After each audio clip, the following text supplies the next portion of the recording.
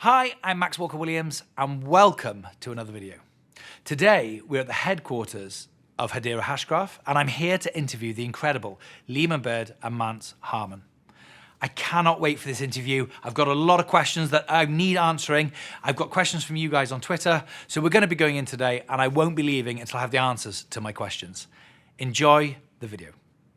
I'm with Leemon and Mance. Thank you ever so much, guys. First of all, thank you so much for the opportunity. It's absolutely fantastic to be here and meet you in person. Having followed your work for so long, to come and actually meet you face to face is just such a fantastic opportunity, and I can't thank you enough for it. Please tell me a little bit, first of all, about your backgrounds, your childhoods, what your parents did, do you have any siblings, and that sort of thing, the personal side to you both. What are your backgrounds? Yeah, so I grew up in a very close family, spent a lot of time with my family. We even still talk. Every Saturday we have a phone call and we all talk to each other. Oh, fantastic. And I went to school, of course. I went to public schools, but I think I learned more from my parents than I ever did in school, and by reading. And that was fun. We read the Bible and we read all sorts of things. My dad taught me all kinds of things. Yeah. And a very close family, still very close. Fantastic. And moved a lot. Right. And that's kind of a major thing in my childhood is, on average, I've moved every 3 years my entire life. Wow. Up to this day, I've moved on average every 3 years. For when you were younger, for a specific purpose, was that Dad's job, or why were the moving? My dad had several jobs. So he was a college professor. Okay. And then he was also an airplane instructor, flight instructor. Yes. And then he went into medical physics. Right. And he was a consultant and went around And that's that. the reason for the traveling. Yeah, so he traveled every few years, my whole growing up, and the day I left home, they never moved again. Wow. Wow. Okay. I think they were trying to get away from me, but I always caught them. Yeah, you just kept finding them. And what effect do you think that had on you, or if any, as a young man growing up with the moving? Did it mean that you didn't make any friends, or did it mean that you became very good at making friends? Because probably the latter. Right. Okay. And in the Air Force, it's the same way. People learn to make friends very quickly when you move somewhere. Of course. And I think that it was a more diversity among my friends and of the subcultures that I was in. And so that's a useful thing. I get you get a lot of exposure to different people and different cultures and different areas and things that you might necessarily want on the same street growing up. And what do you talk about on these phone calls every week? Oh, we just talk about what's going on, and we talk about in our lives and what's going on in the world, and how we're doing, and how we can help each other out, and it's wonderful. And do your family understand what you do? Define understand. Okay. Yes, they do. Yeah. They know what we're doing. Yeah. They follow it. They tell me things that are going on. They follow the media. They give some feedback and things they see about you or about the tech or the space. Yes. That's fantastic. And have they come up with anything that like an idea that you've actually implemented, or? Haven't done Not that. so much. No. Haven't done that. And they haven't even really gotten into the math. Although I should point out, my mom was a math professor. My father was a math and physics professor. Oh, wow. So that's kind of where that comes from. Yeah, his two PhDs are in math and physics, and she was a math professor. So, okay. So I was kind of, just doomed at birth. Yeah, doomed. And how about you, Mance? Well, it's interesting. We share a lot of the same experiences. Okay. My father was a minister. Yeah. My mom was a nurse. Yes. And so we grew up moving around every few years. My Right, father, okay. How fascinating. Yeah, would start churches. Yeah. And so in some real sense, he was an entrepreneur. Yeah. And that he was creating organizations from scratch and building those. Yeah. And learned a lot by watching him growing up in that environment. And but it was always rural, always very rural Mississippi, rural Arkansas. I graduated high school with 45 people in a little tiny town that no one has ever heard of. Were you top of your class? I was number 3. Okay, yeah, we'll scratch that question. No, it's okay. It's funny. I'm okay with it. Yeah.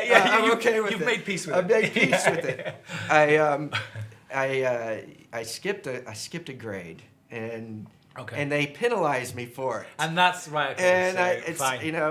that's the excuse. Still hurts. To it. It still hurts. Okay. But so graduated from this rural tiny place in Mississippi and had to bootstrap out of it. And what an amazing thing that must have been for you to see your father effectively, like you say, start a startup. Yes. From scratch over and over again. Correct. and that involves, so whether it be for a church or a business or whatever, it still involves people-to-people transactions. Yes, and getting people very to much attend so. your business and Very much so. and attend your shop, and if you like, it's just the product's slightly different. Correct. On the assumption that you're both still religious, how does that work with the technology in the sense that it's obviously very science and maths based, and then religion? Do you see what I mean? How does that play out for you guys personally? So I hear people describe it as a conflict. I don't understand that. Okay. I just don't understand that. Okay. I communicate with the Lord while I'm working my math problems. Right, okay. And I don't see a conflict. I see a working together. That's my life. Okay. And how about you, Mance? Well, I don't know if there's anything particular about tech that would be incompatible. I mean, the way I view it is that we've been given a job to do, and we want to do it to the best of our ability because we want to be a good representative of our faith. Yes. And, that's core to who we are, and so we work hard every day to make sure that the work that we're doing is fruitful, and everything else is outside and positive, and everything else is outside of our control. Yeah. And I'm very happy with that. Yeah, right? you like that. I you like that. Right, okay. In this environment, you have to be very comfortable with uncertainty. You can't do what we're doing unless you're uncomfortable with uncertainty. Really? That's so interesting. Absolutely. Because the reason I say that's interesting to hear is because guys of in your space, the likes of I don't know, Elon Musk or whoever it may be, are sort of, obviously I don't know the guy, but from what I've read, they're like control freaks. Generally that's the maybe it's a misconception. No, well look, I think it's the result of the uncertainty. The greater the degree of uncertainty, the more you want to try and resolve it. Of course, you control what you can. So the more you can't, the more you want to control what you can. True, and it can't be crippling for them. No. They may be control freaks, but they're not crippled by the uncertainty. No. We are in a field where there's just infinite uncertainty, Yeah, and you of have course. to be able to work in that environment. Of course, yeah. Of course you do, yeah. Okay, so when Hedera Hashgraph came about, when you, I don't know what the right term is, invented it, if you like, discovered, were you looking to invent, did you look at Bitcoin and say, we can do a better job than that? Did you look at Ethereum and say, they're great, but we can do better? Or was it, you were solving a problem over here, and actually the result of in solving that maths problem meant that Hedera Hashgraph was born? Oh, it's two different questions. Okay. Hashgraph, Yes. the invention of the consensus algorithm, Yes. was a fun math problem. Right. And it was not to be better than anything else. It was just a fun math problem. Could you be both secure and fast at the same time? Yes. And I kept convincing myself you can't. Yes. And eventually realized, but if you did that, you could. So at the same time as trying to convince yourself that you can, you're trying to convince yourself that you can't. Very true. Whenever you try to solve a math theorem, which what I at least do is I'm trying to prove that it's true and prove that it's false at the same time. Wow. I'm working on both because every time I fail to prove it's false, that gives me a hint on how to prove it's true. And every time I fail to prove it's true, that gives me a hint on how to prove it's false. Right, okay, so you've got two horses in the race. You got two horses in the race, and I'm trying to push them both. Oh, fantastic. And eventually I discovered, it's true. Yeah, it's true. That's nice. But that's the math algorithm. Yes. Why did we build Hedera? Because it was obvious once you had that math algorithm, you could build a better ledger. But it had nothing to do with Bitcoin. No, right? Bitcoin. It's not like Bitcoin was inspiring the desire to go solve the math problem in the first place. I get it. But you can forgive people for perhaps thinking that. Because they're in the same space, so you think... it would be a reasonable assumption. What I say is that Bitcoin made the market for the invention that he created. Yes. Right? Yes. But they were orthogonal outside of that. Yes. Yeah, of course. So all that Bitcoin did was kind of set out created an industry that you happen to be in, but it was nothing, they're not related. Right. Yeah. Right. That's where the kind of relationship ends. How fantastic. And what was that? Did you kind of call each other? Was it like a eureka moment? Did you jump out the bath naked and run down the street? Or can you remember exactly? Yeah. Yeah? Poor Mance has to listen to all my eureka moments, especially the ones that are wrong. Mance, this is great. I just solved this little piece of the problem. And then, of course, I didn't actually solve it. That's an important point. There are a lot false alarms of eureka moments. Right, okay. And then he spends months trying to prove he's wrong. Right. Right? Wow. Right. That's true. Yeah. Genius. Yeah. Fantastic. So, I'm sure we have our own perspectives on this, but from my perspective, it was a couple of years, at least, of him coming up with these fantastic ideas. And then I would just sort of wait and see, right? I would Yeah. say, okay, how long is this one going to last? Okay, Yeah. right. So Yeah. it's quite a parent role in that sense, what you're describing. You know, a lot of my time I'd have an idea, my parents would say, "Okay," and they'd be supportive, but they were waiting That's for me to right. give up. Yeah. That's right. Yeah, It's similar. Okay, so to there's that. no chance of me giving up. right. And when I would tell them these ideas, we both Find a know dead end. I mean, it may be yes, false. yes, And yes. we have to make sure it's true. Yes. You never really believe math until you have the full theorem all proved out.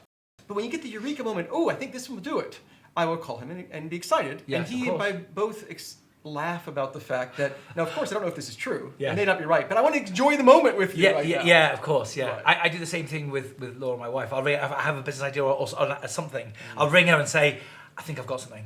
Yeah. And she'll say, okay, good, that's good, but calm Yeah. down, let's think about it, let's talk it out. And It's very similar. We've been through that pattern so many times, and you learn over time Yeah, to sort of discount your own emotions. yeah, sure. You You've know, got to take that out of you, it. you right? have to. Well, I get very excited about course. potential Of course, opportunities, yeah. and 'Cause then look I where some think, of them lead. you know, am I going to feel this way 2 weeks from now? After Yeah, we've gotten yeah, through the process yeah. of doing a deeper dive and figuring it If out. it's even true. If it's even true. Yeah. So yeah. Yeah, you silence your heart and you allow your head to do some work first. The only, I think for me, I found personally that the only problem with that, the only downside to doing that, is that by the time you find out that it's right, you never had that excitement moment because you see what I mean? Like, Well, the you're emotion over it always when you- goes away. Yeah, The emotions yeah. are fickle. Yeah, and they are, Even yeah. in, we've had fantastic success in Hedera. And of course, it's been an emotional ride Of course. from the beginning. Yeah. But you can't do what we're doing and live on emotion for years on end. No. So you figure out no. how not to You'd do burn that. out for a start. Exactly. Yeah. So you enjoy the good news. I enjoy the good news. Yes. And you don't let, and the bad news is unfortunate, and you don't let it destroy you. And you don't become attached to the good news. No. You just keep going. We have a goal. You keep your eyes on the goal. Yes. And enjoy the good things. Yes. It's good to enjoy the good things, but don't get wrapped up in the good things. No. Just enjoy it as you go. And the goal can change too. The goal can change. It Because does. you're It constantly has to, analyzing. doesn't it? It has to. Exactly. Yeah, right. So you're constantly analyzing. Am I doing the right thing? Because you don't have that control. That's right. Yeah. Exactly. You have to react to Exactly. circumstances. It's very much facts and circumstances based in Okay. your analysis at any given time. Yeah. So it's to the best of our knowledge today, this is what we Right. think. Yeah, but tomorrow that might not be true. Yeah. Okay, so what I don't fully understand what's happening at the moment with XRP and the SEC. And what can you explain a little bit about what you think's happened there? I wish I knew. Right, okay. I mean, I don't have any additional insight that's not in the press. No, I meant Right. more your interpretation of what you've seen rather than. Oh, well, that's an interesting question. What I would say is I try not to read the tea leaves too Yes. much. Okay. We all, me and Leemon and the whole team, watch what's going on very closely. Yes. There's a temptation to try and read the tea leaves and then react to it. Yes. Read between the lines and. Yeah, exactly. I'm sorry. That's what I mean when I Yeah, say yeah, read the tea yeah, leaves. yeah. And there's a danger in doing that because you very likely are wrong, and you don't want to be making business decisions based on it. So, we see what's going on. Yeah. We take a step back and look at the fundamentals of our strategy and decide, is there anything incompatible? Has anything fundamentally changed between what we've just learned and what we're already doing?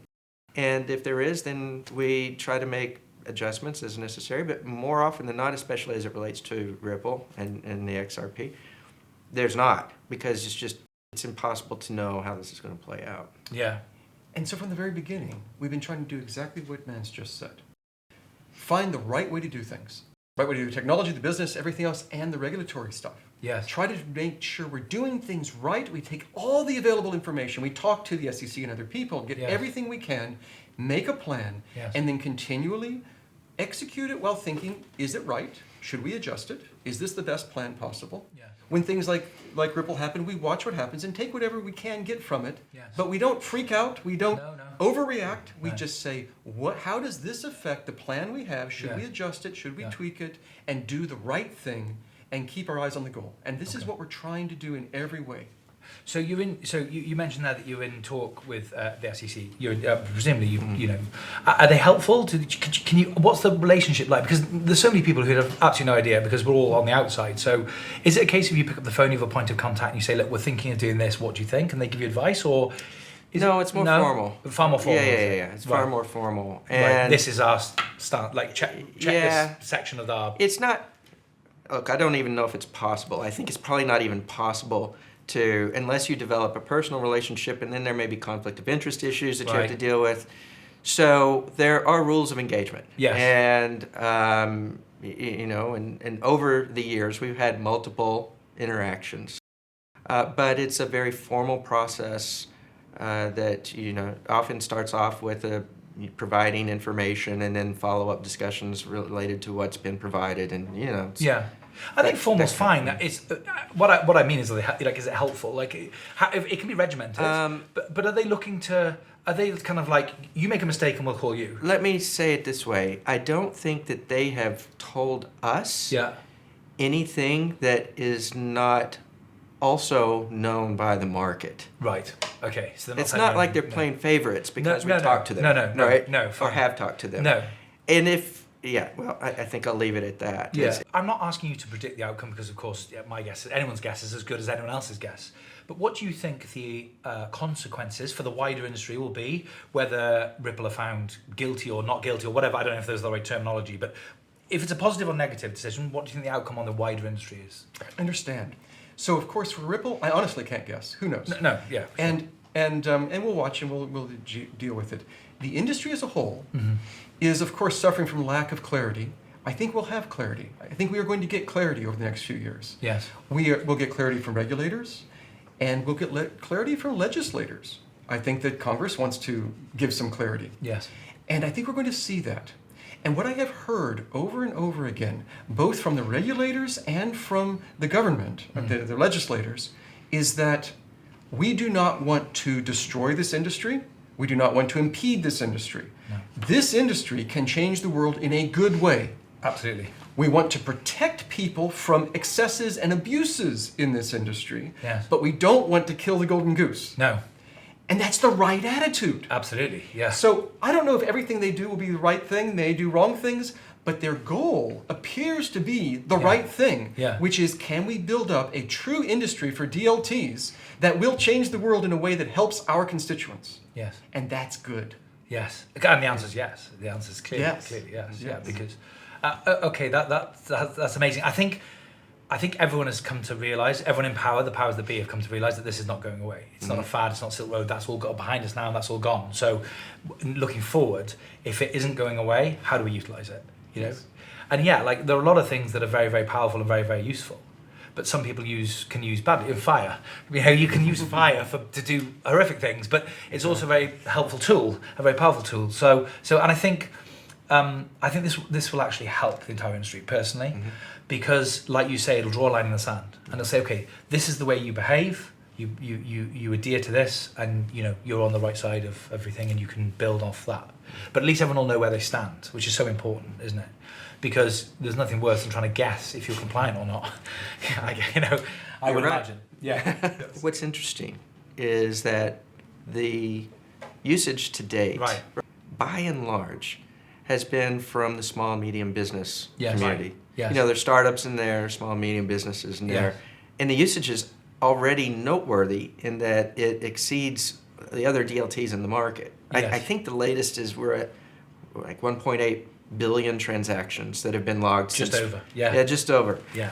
Which, of course, exceeds what Ethereum's done since it launched in 2015. I think you're now transacting more than all the other projects put together. I haven't looked at it recently. I'm pretty sure it's true. I know the numbers are good. Very.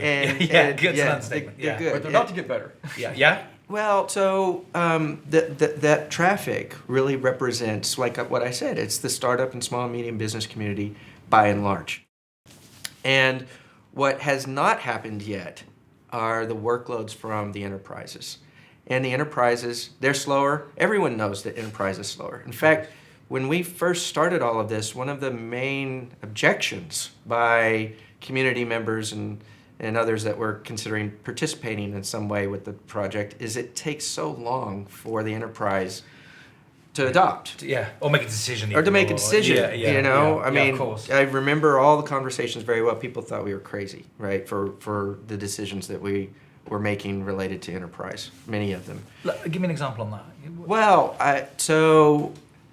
there were a lot of conversations where I would go in, I would describe the vision, and the vision, of course, is not just cool tech. No. It's governance. Yes. And when I would say we're going to create a council of global enterprises and organizations that are all going to work together in a common goal of creating this global network. Exactly. Yeah. They said, Mance, have you ever tried to get two enterprises to work together? Just two. Have you ever tried to get a phone call back off someone? Right. Right. They just don't work well together. And who are you saying this to? Who's in the room? Originally, these were... Is it these investors? Were, yeah, primarily. Okay. Primarily investors.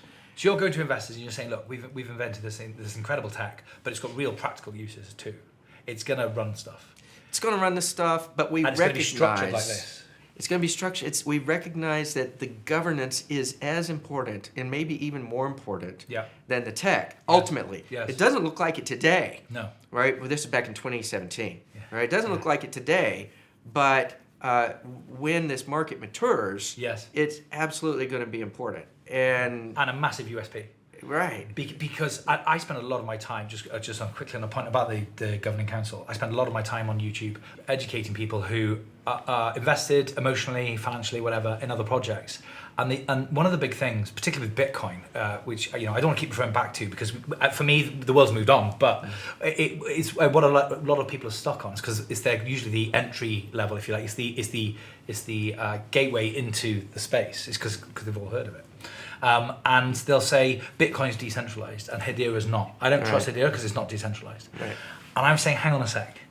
Would you rather have judges who are judging you be people that you know and can hold to account and are out in the light, or people in basements from different parts of the world, the Chinese government, for all we know, making decisions? And you don't know who to hold to account. You don't know how many votes, who's got what. Right. But with this, it couldn't be. It's not decentralized in what people think decentralized means, but none of them are. It's actually the most decentralized in my mind because to have a bad player, Google would have to phone and get the time zones right for a start, but they'd have to phone the London College of Economics, speak to Betty and say, do you fancy running a scam? Okay, and then she'd have to ring like LG, right? And then they ring Boeing, right? Exactly. Exactly. And actually, most people, to be fair, when you explain what I've just said, they're like, I get it. Yeah. And then the next statement is often, so why does everyone think that Bitcoin's so decentralized? That's a great question. And I don't know. Well, I think it's because people don't define their terms, right? They don't, when they say Bitcoin or any project is decentralized or not decentralized, well, what does that mean, right? What does decentralization mean at all? And you've touched on part of it, decentralization in governance and those parties that are making decisions about the project and the roadmap and use of treasury and pricing and all of that stuff. And also separately, decentralization and transaction ordering, putting the transactions flowing into the network into a trusted order, that there's not some cabal colluding to influence the order of transactions and steal your money. They're two very different things, and you can measure them both. And in both cases, Bitcoin and other platforms are far less decentralized than what we've designed to be the most decentralized platform on the planet. But people don't understand it because they don't think about it in those terms. They see big companies. I believe, for whatever reason, Google is evil and Google on the board. Therefore, but it's not, and it's educating people about Google aren't the ones in charge. They're not making the decision. They're a part of it, but they're not all of it. Far from it, and that's the beauty of it, and why it, in my mind, is the most decentralized project there is. It's checks and balances. Our country was designed that way because I don't trust anyone. Trust. I don't trust Google by itself or London School of Economics. I don't trust them. But I trust them to keep tabs on each other and to balance each other. And they have different interests and they're not going to collude on these things. And this is what you have to do. This is what decentralization is about. If all your hashing power is controlled by a handful of people and you don't know who they are and they don't have a reputation to protect and they're deciding things in secret, that's less trustworthy. What you need is a council that publishes its minutes. It's made up of huge players that you know that are different from each other, spread out from each other, and keep tabs on each other. Checks and balances. You touched on a really important point there, actually, which is reputation. Yeah. Because, I mean, it would have to be one hell of a scam for Google to say, you know, look, we can make a quick 10 mil. So, but in doing so, we're going to destroy our reputation. Exactly. I mean, but that's okay, because it's 10 mil. You know? That's right. Like, you know, and it's not just them, that's the best bit. Even if it was $1 billion, trillion, quazillion dollars, they've then got to convince charities and educational things who aren't monetized at all to get involved. Yeah. It's just a nonsense. It is nonsense. Yeah. Right. So that is the council. Yes. And people laughed at us when we said we're going to get people like Google and London School of Economics in our council. Yeah, sorry, we're back in the room now. Now we're back to I've it. gone on a tangent. Oh, yeah. So we're back in the room with the So back to investors. that, people thought it was crazy. Yeah, and it was understandably crazy. so. I mean, It was guys, crazy. like, you know, Well, look, we didn't know if we could do it. I know. Right? Yeah. We had a vision, and we if were you'd motivated. If you'd pitched it on Shark Tank, I'm not sure what they. I know. I think they would have laughed. if Yeah. they- In 2016, particularly in 2017, because it Yeah. was so much earlier in the Well, space. I think we should ask O'Leary what he thinks about HBAR today. Now, yeah, absolutely, yeah, fantastic. Yeah. But in 2016, Mance and I sat in a restaurant and we said we have this ledger. We've built a company for private ledgers. Yes. We've just announced it at Yes. this conference. We're at the conference where we announced the private ledger company. Yes. And we said, now let's do a public ledger company. And we're going to go get the Googles and London School of Economics kinds of people in the world. And it was ludicrous that we would say we would do such a thing. And then we did it. Yeah. And that was really a blessing. Now, that's an example. It took a while. So it's an example of how enterprises move slowly.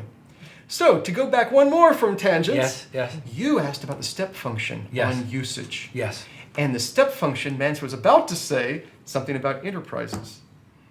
Well, so they haven't deployed yet, right? I mean, that's what I was saying. Yeah. Is that when they do deploy, and I have no doubt that they will, Yes.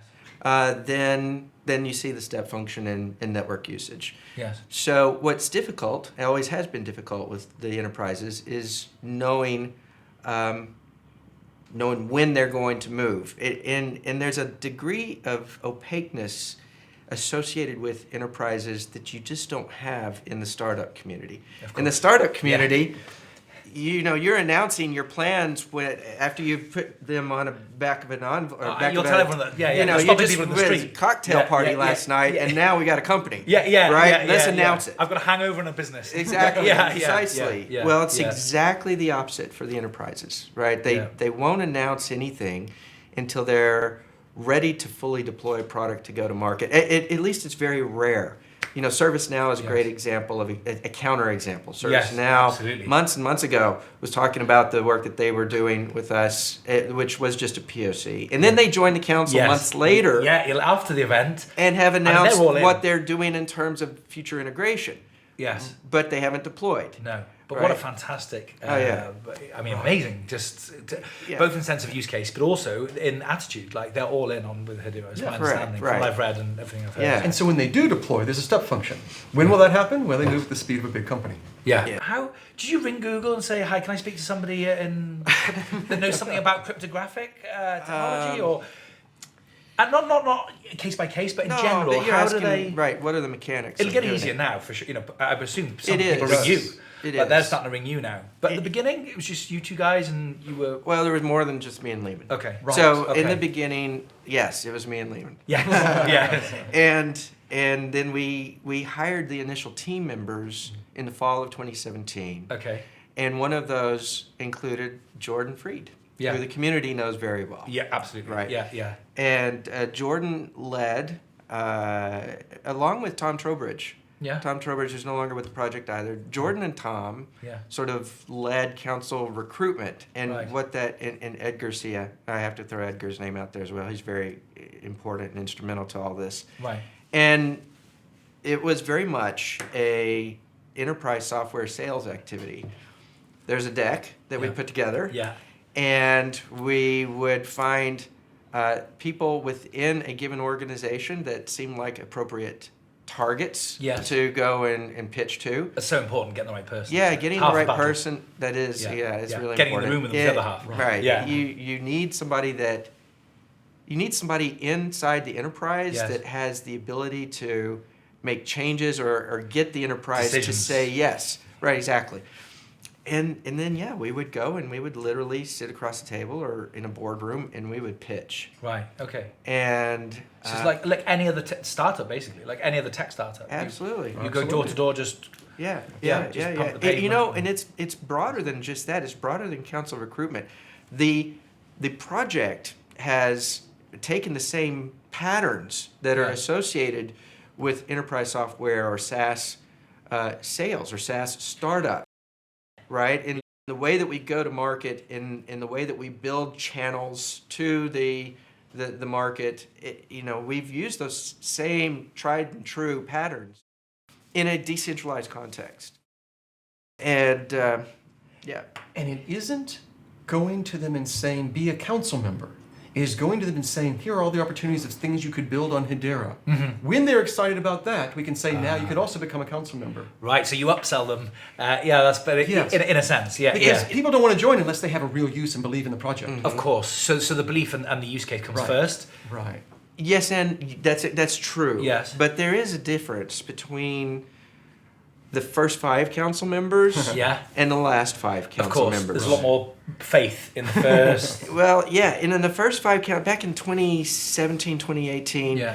they may, and DLA Piper is a great example of a council member that knew exactly what they wanted to do from Yeah. the beginning. Right. But that was an exception. Wow. Most Yeah. of them were saying, well, we know this is important. We have a bunch of ideas. We don't know how. We don't really know what we want to do. Yeah, we don't know how or why, but we get it's important. Yeah. And so they came along for the ride, so to speak. Yeah. And the council members now, it's that we're having these conversations about use cases and what they want to do. Yeah. And ultimately we say, they'd be a great council member, and they agree and they join. So it's flipped. Okay, yeah. Right? yeah. It's flipped. Yeah. And so there's a distinction to be made between those earliest council members and the ones that are joining. Are there any ones at the beginning who turned you down and have rung you son? So are there any that you wish, the one that got away is that, you got Google, so I'm guessing that's pretty, but did you ever have a conversation with Amazon, for example, or is there anyone you knocked on? And there were a bunch that said no. Really? Oh, yeah. Can you name any?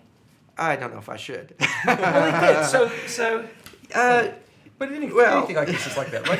You talk to everyone, right? That's a fair question. The reason is because that they could still become council members. yeah, and right. Just because they say no. You answer the back fact that then, they turned 3 you or down 4 back then. years ago. Yeah, exactly. Yeah. You've grown up and you're far better looking now, so they want to date. So, but there's nothing wrong with saying, we wanted these guys and it hasn't happened yet. Well, Oh well, look, why Okay. not? Yes, there's one. I don't. Go ahead. So was one of the I earliest. never would have guessed that. Yeah, I mean they great team, some good guys. Yeah. And I won't speak for why they ultimately decided not to Okay. join the council, but they were an example of Yeah. a global company, well respected, Yeah. that we had conversations with, and ultimately said It no. didn't land. Thing, Right. Yeah, and that's Yeah. fine. Yeah, Yeah, that's fine. And just like we said at the beginning of this, though, you have to make the decision based on the information that you have at the time. That's right. And that changes all the time. So It does, today, sure. today maybe the Well, answer is yes. the Maybe world it'll is a happen. different place today, and we're a different project than we were in Absolutely. 2017. Yeah. Have you still got the early investors that you sort of like your grassroots investors, not the GCs and guys? Are they all still with you, or is there some guys who've cashed out? Oh, look, I have no idea. Right, okay. There are a bunch of them. Yeah. And just naturally, some of them I know better than others. Yeah, of course. And for those that I know, most of them are still with us. Good for but it's hard to know. Of course. I don't know. From all those initial investors, there's got to be 1,000 of them. I have to ask this question because I think your answer will be very interesting. Are there any other projects that you keep an eye on and admire that you think those guys are doing some pretty impressive stuff? Or are you blinkers on and you don't really look at because I've read in loads of business books that half the business books I read say you should keep an eye on the competition and the other half say ignore the competition and just concentrate on what you're doing. But, is there anything you look at and just as a professional nod to you know, in the space? Like you say, I admire that, what you're doing? Not quite. And it's not that I ignore the competition either. Okay. I want to know what everyone is doing. Yeah. And I want to make us as good as I can. And Yeah. so if I see them doing things I think are smart, then Yes. we can do that. And if I see the mistakes that they're making, I can say, we're not going to do that. Yeah. Yeah. Okay. But I wouldn't say that there's any particular that I would say I really admire them or I really don't admire them. I wouldn't really no. say that. Okay. But we definitely watch what's going on. Yeah. We know what's going on. More across the board than Across the sort of- board. Yeah. Of course. Okay. And if there's good ideas, we should do those. And if there's bad ideas, we should learn from their mistakes. Yeah, absolutely. Yeah. That's a great way to. You know, progress. and the other thing, we've not talked negatively. I mean, No. there are those that you could maybe we have some admiration for. We've not talked negatively about. Well, no, because it's not. Well, good. no, Yeah, and To what end? Right. yeah, Yeah. and they're real people Of Yeah. course. on yeah. that side. Who may very well be trying their best and. Right. and More putting- importantly, we may want to hire. Yeah. Right? Yeah. And, Yeah. and that's absolutely. happened, Right, right? okay. I mean, Oh, wow. literally, there are projects out there that perhaps we may or may not have appreciated, and we end up recruiting folks from those projects. Based on what they've done, or just. Oh yeah, they're good quality folks. Yeah, right? well, of Good- course, yeah. yeah. But so there's no one. Do you think? Oh, yeah. Not Do you own any other cryptocurrencies? No. I don't think you can say if you did. If tomorrow it was outlawed or whatever, there was some sort of thing, and cryptocurrency wasn't a thing anymore. Where would you guys be now? What would you be doing? Do you think?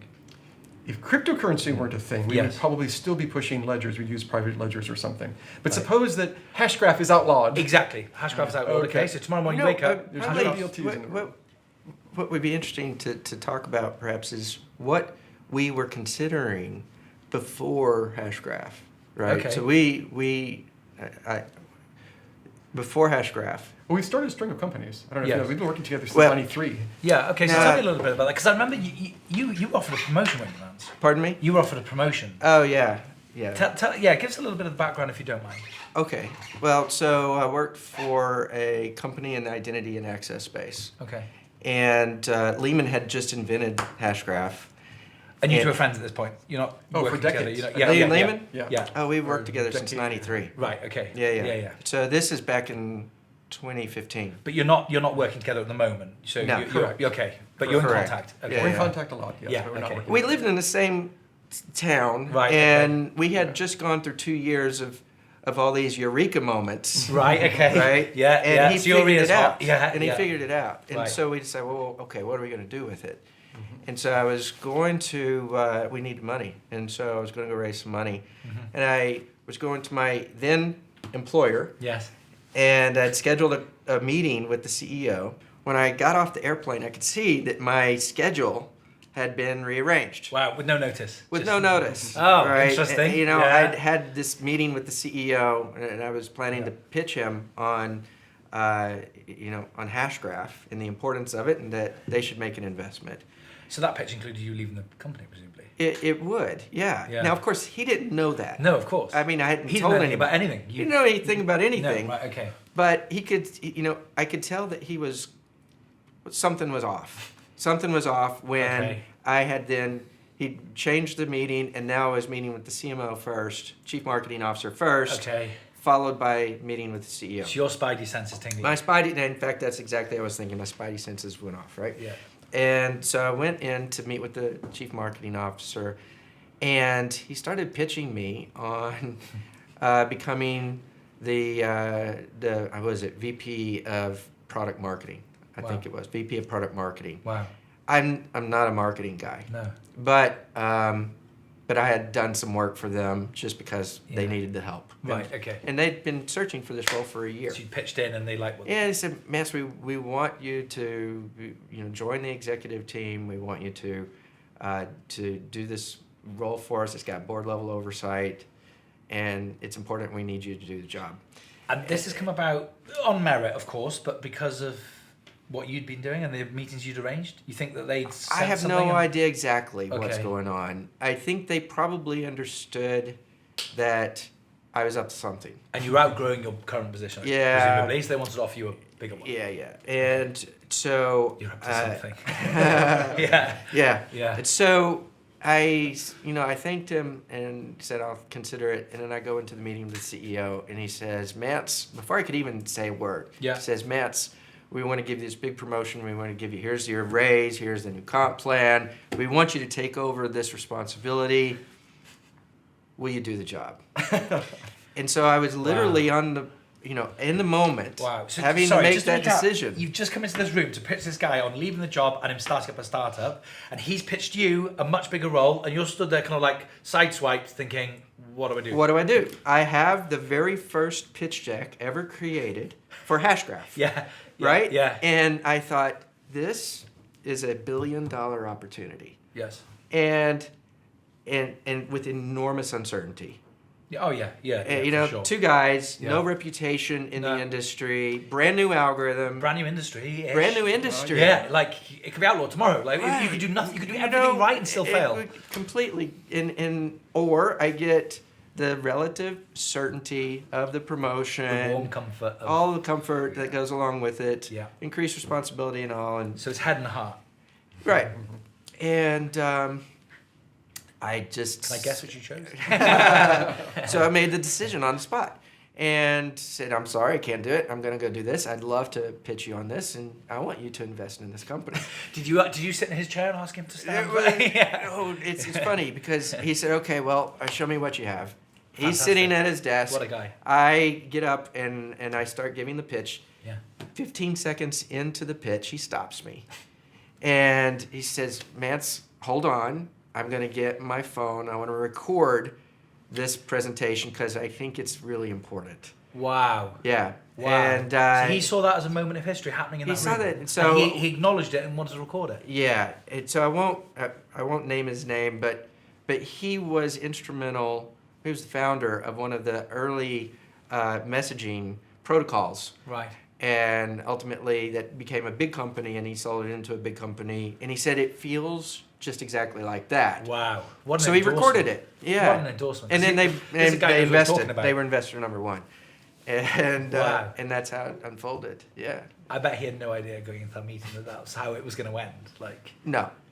He said. I assume he thought that you were coming in to say, "Listen, I've been offered a better position Yeah, he's somewhere probably else," thinking I'm and, going to ask for a yeah, raise or yeah, something. Or, whatever. Yeah. Do you know how hard I work? And yeah. And no. I said, And he ended up. You We were got to go do this. We got to go do Amazing. this. Okay, so explain something that I think is a bit of a mystery to a lot of people, a lot of fans of Hedera, and me included in certain use cases. Can you explain the relationship between Hedera Hashgraph and HBAR? And I think of some of the use cases like FPOS, the Australian debit guys.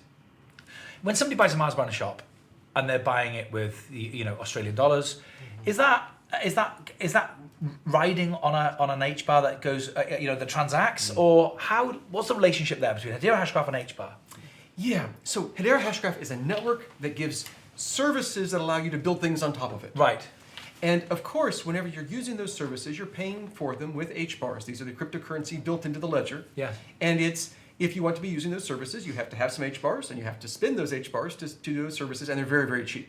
Yes. Then you build things on top of it. And it may be that the end user using those things built on top of it never even see the HBARs that are underneath. Okay. They never even know that Hedera is underneath, maybe. Yes. So for example, we just had an announcement from Shinhan Bank, Yes. working with Standard Bank in South Korea and South Africa, Yes. doing stable coins in their native fiat. So it's a stable coin for the South Korean won and a stable Yes. coin for the South African rand. Yes. And their tokens on Hedera. Yes. And whenever you transfer those tokens, you pay for them with HBARs. But for the users, it can be completely invisible. Right.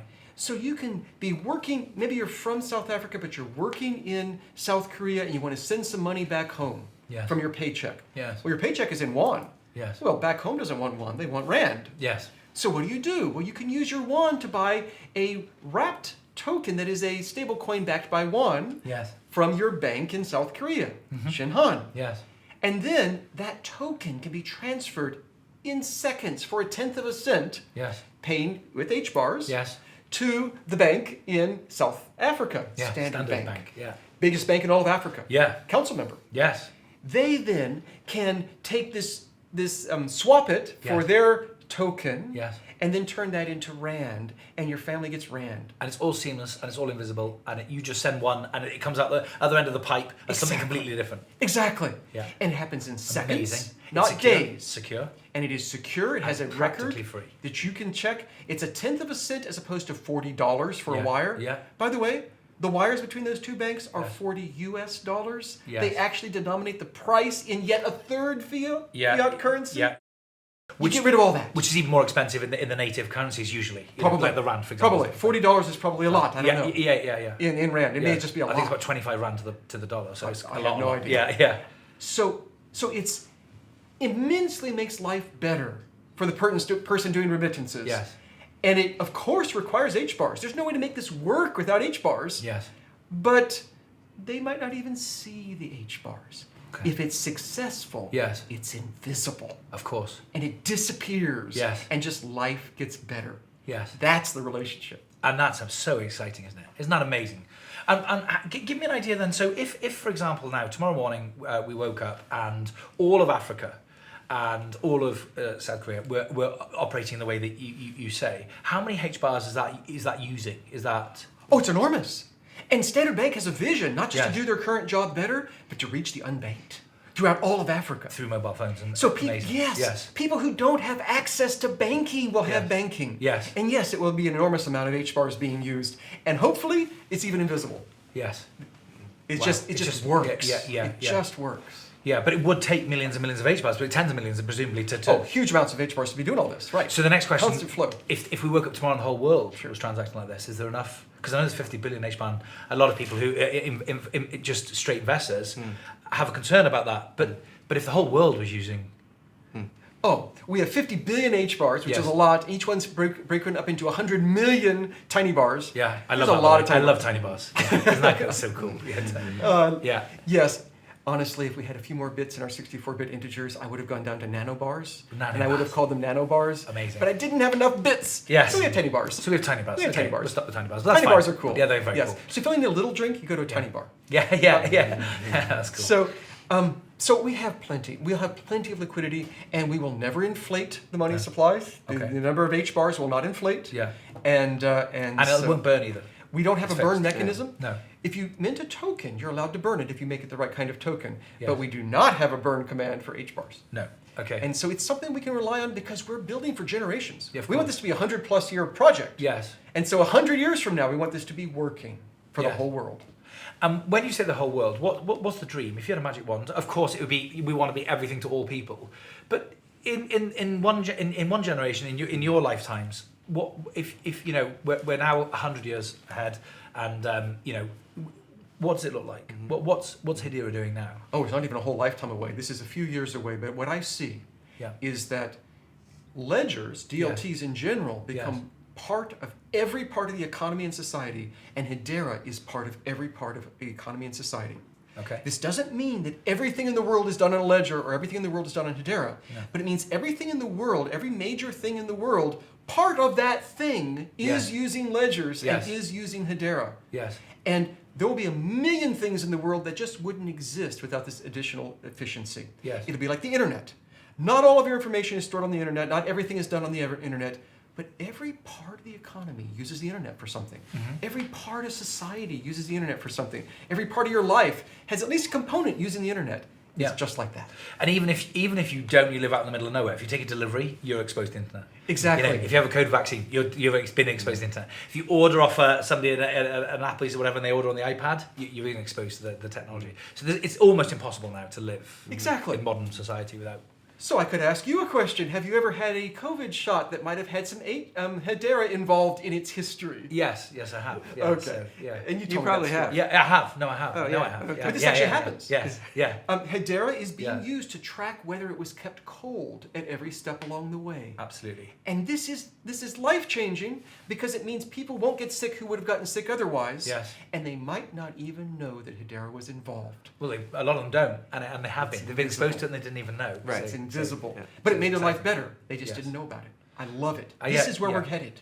Right. Okay. Every part of society is like this. How do you think it plays out? So the industry as a whole, how do you think it plays out in the sense that how does this story end? So of course we're in the infancy, and it's going to go like this, and it's going to be amazing. But at some point, it will plateau, like the internet has. Okay, so what does it look like? Are there still 15,000 projects, or is there like 100, or is there 6, or is there 1 and it's Hedera? Oh, You know, like what does the world look like to you in the future?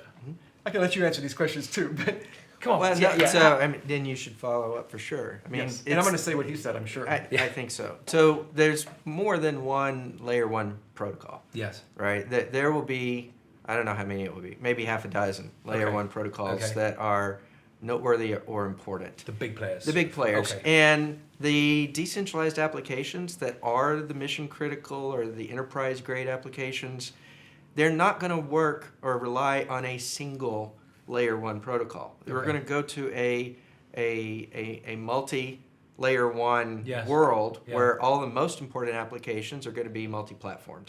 Okay.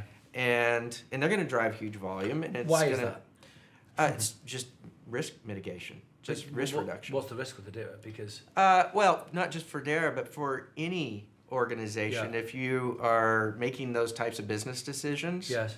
you have to plan for the worst case scenarios. Why wouldn't you? I guess Exactly. Diversify. Exactly. Yeah, So yeah. you It's not spend why a little you- bit of extra money to be multi-platformed, and you've eliminated a source of risk. Yeah. Yeah. Okay. An analogy to that would be web servers. There's a few very common things, lamp stacks and things that are used very commonly as web servers, but there's a few less common ones that are still used for web servers in the world, but they all have to interoperate. Yes. When you go to a website, it should be able to link to another website. It doesn't matter what the server is on another website. Okay. Interconnections between these ledgers will be incredibly important. And things like our state proofs, I think, are going to become the cornerstone of that. Yes. But we also have all sorts of exciting partners like Hashport Yes. right now. Yes. That are building that build these bridges between Yes. us and other things, and between other things and other things. Yes. And this is the future as well. So you think half a dozen big players, and then there'll be some sort of niche guys that exist to do something very specific. Yeah. Yeah. Yeah. Okay. You're also going to see you have private networks and public networks, and Yes. networks in between that are blur the boundary between private and public, and Yes. things that just come ad hoc networks that pop up for a little while and then go away. Yes. All of those, all talking to each other, all Yes. in one big ecosystem of shared worlds that communicate with each other. Right. Okay. That's so exciting, isn't it? And of course, it will be one of the 6, if not the biggest. Do you have any other projects that are currently in that? They might not be in the form that they are now, but that big 6, the half a dozen. Any other names that you want to put out there, or Are there enterprise grade or mission Yes. critical projects today being developed? that you think would make? Yeah, definitely. But I can't talk about that. Right. Yeah, Okay. yeah. Yeah. I mean, But if I could, then you'd already know about it. Yeah. Right, Okay. Yeah. But there's okay. lots of projects out there, but I would say that Hedera really is focused on building what will be a utility for the entire planet for the next 100 years. It's going to change a lot of things. And this is the future as well.